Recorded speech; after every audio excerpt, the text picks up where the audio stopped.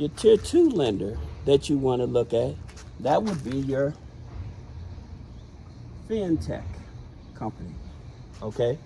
So like with your Fintech companies, they look at other data points, all right? And so what I mean by other data points is not only are they looking at the credit score, they're looking at your education level, how long you've been on a job, how long you've been at an address. So that's the things that they're actually looking at, all right?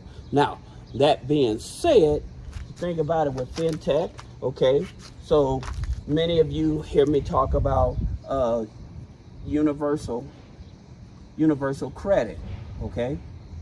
Now, with universal credit, they go from 1,000 up to 50,000, all right? Now, also as a Fintech, again, you also have to take into consideration your debt to income ratio, all right? So with your debt to income ratio, they will work with you with a 75% debt to income ratio, all right? So that's the reason why I tell you, you work backwards. When you have bad credit and you're trying to build up funding, you work backwards versus the other way that I'm gonna show you when you have good credit, okay? Now, and like when you have good credit, let me add this on. When you have good credit, okay, because you have a little more flexibility, then you can be more picky about your situation, all right?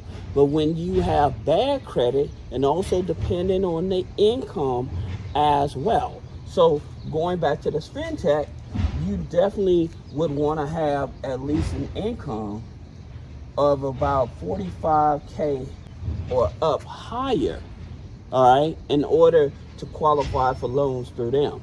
Now, here's the thing about it with these Fintech type of companies, is that the Fintech type of companies is that your credit file has to be 2 years old, okay?